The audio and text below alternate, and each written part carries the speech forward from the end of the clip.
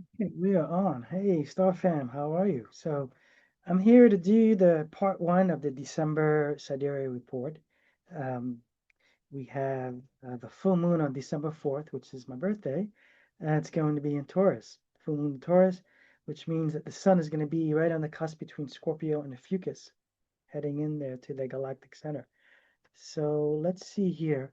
Let's do a screen share and let's just break down what we have. We have some interesting happenings here. Let's see here. I'm going to take a quick look at my notes. T square moon. Okay, yeah, that's interesting. We're going to get into this right now. Um, okay, we're up here. Get my pen. Circle a few things for you. So we got a moon in Taurus. Have no idea what tropical is saying, which puts the sun in Scorpio, but you can see it's right on the cusp of a Fucus. And some could argue, it's a good argument, that the sun is already in a Fucus. It's only because the IAU boundaries, International Astronomers Union boundaries, did a weird kind of measure, like a puzzle piece of a Fucus, which it's kind of tough because the sun is actually on December 4th and 2nd. Uh, it's actually closer to the star Antares, the heart of Scorpio. So this is why that's a confusing topic. So I always say just around this date, December 2nd, 4th onward, it's on the cusp of a Fucus, and then it enters in a Fucus later on. So I always dance with that. It's not quite in the galactic center yet, the sun, but it will be when we get to the new moon. Okay. All right. Yeah, there's we have. It seems like the angles, like what I saw in the cathedrals. I did a cathedral tour, and we saw astrology symbolism. And what we saw was, I'm going to show you these angles here. So we have a big mystic square,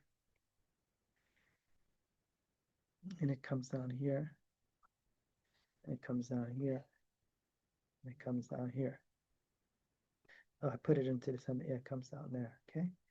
So that's a this big challenge. And these are the angles that we saw. We saw uh, Leo the lion opposite of Aquarius, which was represented by an angel, and then Taurus was represented by a bull, and Scorpio was represented by an eagle.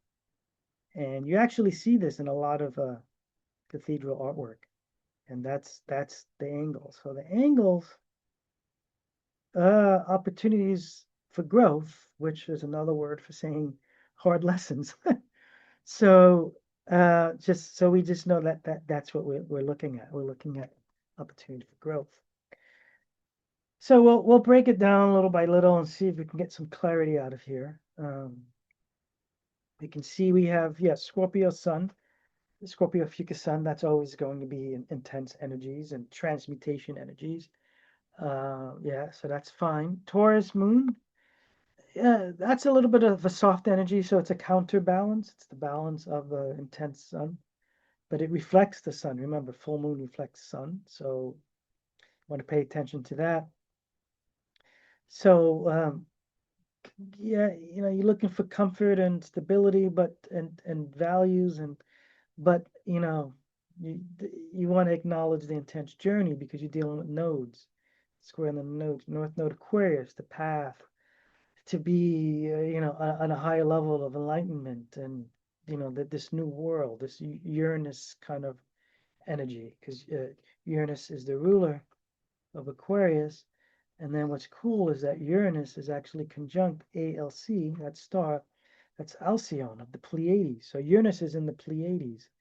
So, and it's just it's a beautiful scene. It's a beautiful sight as well, because you have the moon, went from our perspective on the East Coast of New York, the moon rising, and then you have you won't see Uranus; it's too far away, but you'll see the Pleiades there as well. It's always just a beautiful sight.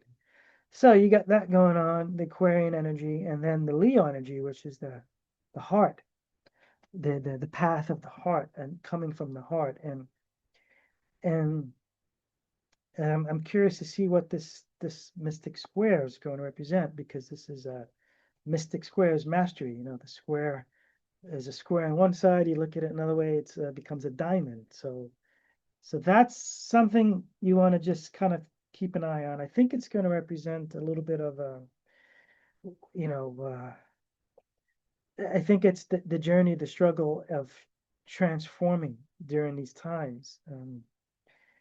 Whenever the sun goes into Fucus in the galactic center, that's a big opportunity for transmutation. Um, yeah, so just keep an eye on that. Another thing that I'm keeping an eye on is this Mars and the Fucus. I want to just, because that's, Mars is cool and all, but you got a T square. So I'm going to draw that out. You got Mars, T square on Saturn, and Neptune. And then I just want to double check where that comes down into again. Oh, it's just actually doesn't really, the node is what comes down here. But yeah, that doesn't really fall. It's just we have that. I want to just confirm. It's weird because the Mars is then opposing the moon. But you see here, the moon doesn't necessarily have a contact with Saturn and Neptune. So you can't really call it a T square, but we can see we have something like that. Now the issue is Mars is pretty strong. I mean, especially in a Fucus, we're looking at a warrior at this point, like a cosmic wisdom kind of warrior. The Saturn Mars, I'm sorry, the Saturn Neptune energy, we've been looking at that for a while. That's been showing up as a spiritual maturity. So, kind of arriving to this kind of level of understanding the operation of spirit. Saturn needs to know timing and organization, and Neptune is the great Akash. So, when those two are together, it's almost like Saturn, like I'm always saying, Saturn is kind of like, yeah, I'm gonna flow with spirit. I think I can see the higher vision here, so we got that going on, but then Mars and the Fucus is gonna add some kind of fire energy. Which is that good or bad? It depends now, because remember that Mystic Square was dealing with those angles, so I would want to keep an eye on Mars and figure out, is this powerful energy being used wisely, or am I just raging? Or so the Mars energy and Saturn, when those two are together, Mars is wanting to take action, and Saturn is saying, wait for the right time. And Mars is saying, the time is now, the iron is hot. Because you know how that's kind of what Mars is, the iron, right? So, and Saturn is the lead.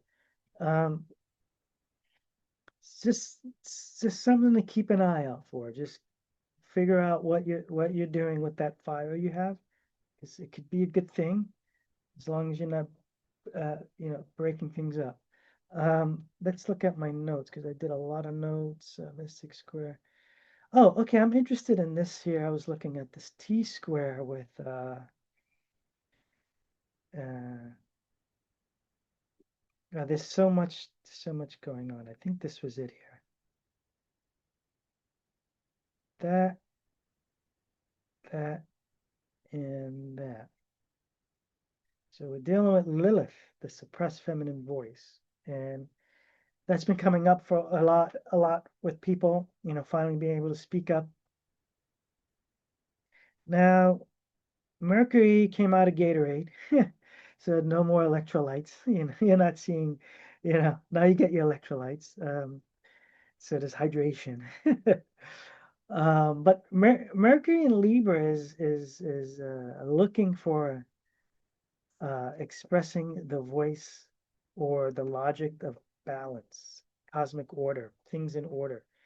But when Mercury and Uranus come together, Uranus is a higher octave of Mercury.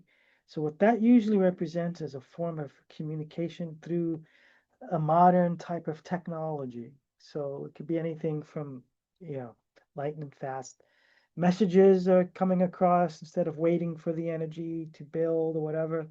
So there could be some pretty intense information flowing or needing to flow, and it is surrounded or it is influenced by the suppressed voice, and that Lilith is in Aquarius. So just, that's what I mean. Just keep an eye out on that. That's going to be a need to speak up and to get your voice heard on probably on a bigger level because we're looking at Aquarius. So it's more communal. It's not just isolated to self. It's more like group hive mindset. It could be, working on something or getting a voice out or getting something out, which could be good, but remember it's a T-square. So through some type of challenge, you'll get the information out. Um, okay, so that's again something to keep an eye on. Mystic square. What is this here? Oh, interesting. I want to look at this Chiron here. Chiron, the wounded healer teacher. Always want to look at that. Um, it trines on the Mars and the Sun conjunction. So right here. Loose conjunction, but still conjunction. Mars and Ophiuchus. So that's the healer. So the healing is happening, even though there's a lot of movement and fire. The healing is happening, and then I can see here there's a T square to Jupiter and Gemini. So a lot of times when you see Jupiter doing its thing, it's bringing, especially in Gemini, a level of mental confidence, a level of knowing. So the healing and the journey and the processing, there's this in the background, there's the level of knowing what's going on. And then that ties in with what I saw next was that ties in with the T square with Mercury. So you see a lot of the chart is connected. And that T square comes up to that spiritual maturity we keep speaking about. So um, things are working to create a healing environment, but things need to be said. Things need to be communicated. Um, so that's something again, like keep an eye out. What's the true message? What's really happening? Um, yeah, and that's kind of pretty much I think what I saw. Let me have another look here. Yeah, that I did that one here. Did that? It was a lot. Yeah. Um, that T square. I want to look at this. I wrote it down. I'm not clear on what I was looking at because there's a lot of overlapping squares and it gets a little confusing. I think what we saw was, see, there's something here with again and the moon. So we go here to the aspectarian. We'll see it's not hitting here. Yeah, so it's just with Mars. Yeah, it's an interesting one. Um, yeah, I think that was something that I got confused on. So we're going to skip that for a second. Just want to have another look. That was with the Mars energy. We already went over that. Yeah, we already went over that. So I think that's it. Now I just want to give you an example of something that I like to do. So here we have the full moon, and we can say it's in Taurus and whatever. And from our perspective in New York, it's rising, but if you're in LA, it's 3 hours back. It's not rising. So I don't say the houses when I do these reports because it's going to be different. It's going to be in different parts of the sky for different people. But what you can do, which is what I do a lot, is this here. You do a synastry chart with your chart in the middle, the inner, and then the full moon on the outside or whatever event on the outside. So in that case, you can see here, I have a solar return. You can look at the aspectarian, it's only 19 degrees apart. So my actual solar return is like I think it's like a few hours later or something. I gotta get accurate with that. But we can see for me, the moon, the sun is actually in sixth house. So this is about my spiritual work, my intuitive astrology work, pretty much my service of spirit. Because sun conjunct Neptune in Scorpio Fucus gives me this intuitive energy. My Mercury was in Libra, so this gives me almost similar. I mean, Mercury moves really fast, but a feeling of a Mercury return. So restoring the balance with how I communicate, how I get my messages out, how I work. What am I doing? um, um, the spiritual maturity energy hits my moon area and the 10th house. So this is about my work. So for me, this is about me, my work, my career, and I think it's like in tune. And there's a lot of and attuned energy. That's probably you know why I live on the water because I need a lot of time to tune in. Like for example, it's right now it's 5:40 p.m. I decided I was going to do this video at 12:30 p.m. This is because this is the energy that happens with the Neptune and Scorpio, Fucus, Sun, and all this stuff.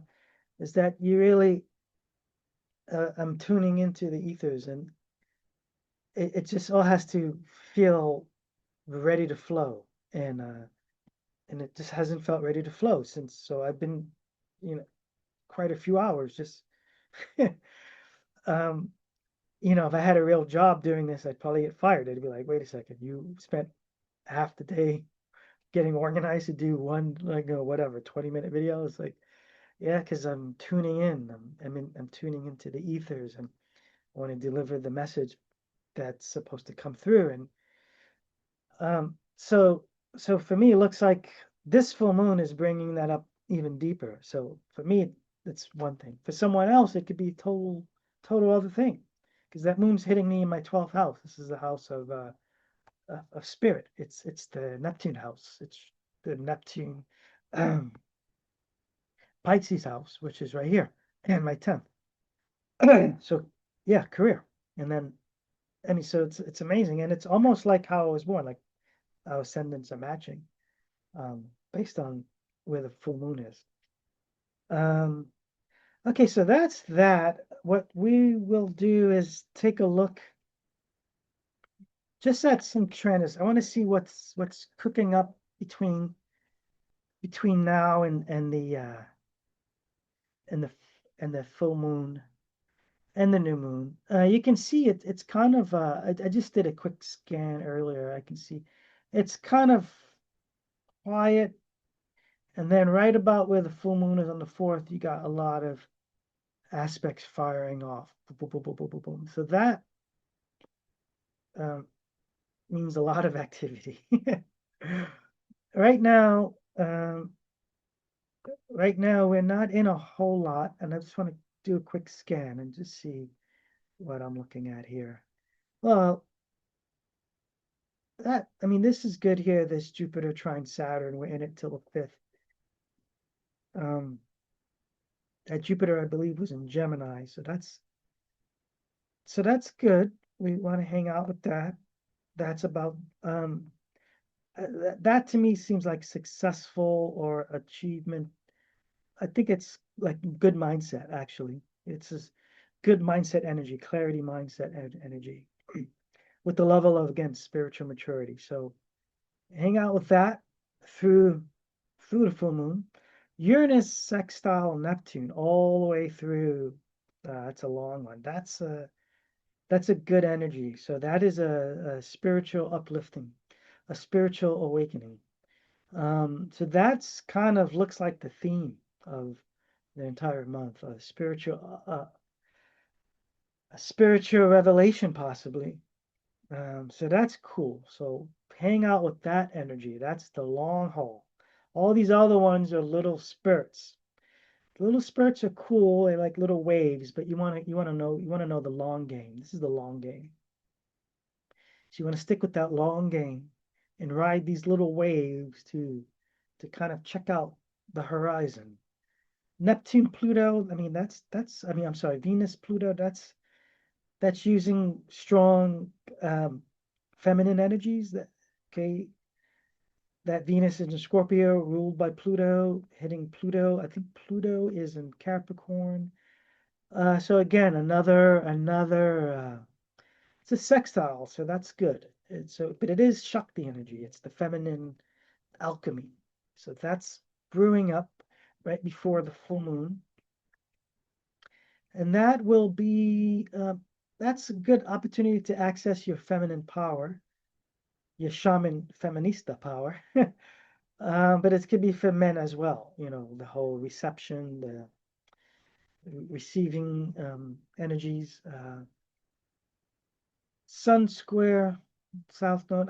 I'm curious with this. Mars Chiron goes is a trine. That's healing the masculine.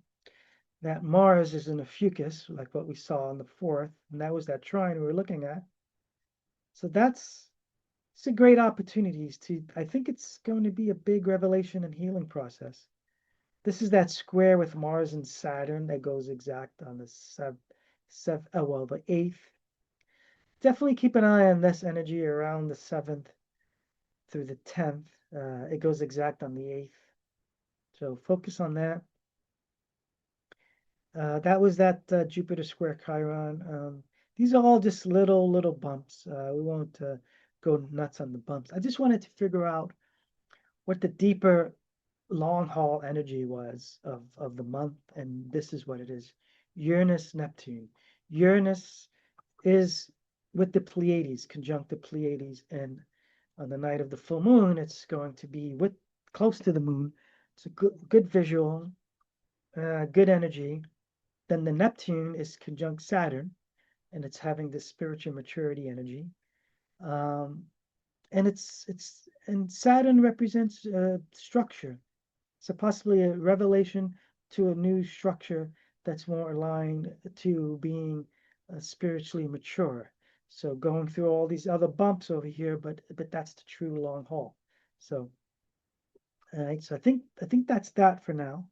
Um, two little announcements. Let's see what we got cooking up here. Um, Athen and his crew. Everybody knows who Athen is, right? And if you don't, then you're in trouble.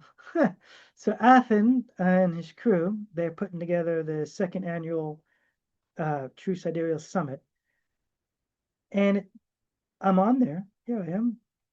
So it seems like there's a whole crew of people that are doing human design and then sidereal astrology, um, and I think they call it cosmic human design. And it looks like a lot of these people are on. I think Richard Mason is the creator of it. So it's Athen, uh, me, Richard. I don't know anyone else. Annalena, she's the host. She's the creator of it. David Kahn, I heard of him. I don't know him. I will pass out these links. There's like a VIP link. It's still not clear if it's actually free, and then the VIP link seems like it give you that you can save these videos for a year. So I'll give you these two links, and you can get on with the summit. Seems pretty cool.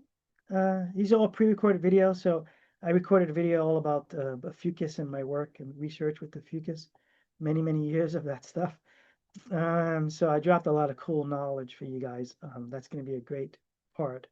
I don't know what everyone else is working on. Another one, this right here. I do this every holiday season. I open this up. I have an astrophotography background in astronomy. So this is, I print these metal charts, 16 by 20. I put the Orion Nebula or the Pleiades in the background, and I put your chart on top. And it's like a personalized chart. And here's kind of like a mock-up of what it looks like in your room, in your living room. So these are pretty cool. I have one in my office back home hanging on the wall. It's nice. So it's 247. It comes with the chart, the metal chart, and then you get a free reading. So it's perfect for gifts. Like if you want to give someone something, you gift them that, they get it, you hang it up, then they book a reading with me, and that comes with it. So I'll put that link also in this video as well. It's just this does pretty well. Okay, cool. So I think we are done here. Righty. And I'll see you guys for part two, which is going to be the new moon. I think I saw it was like right in the fucus, so it's gonna be pretty cool. Okay, guys. Um, See you soon. All right, bye.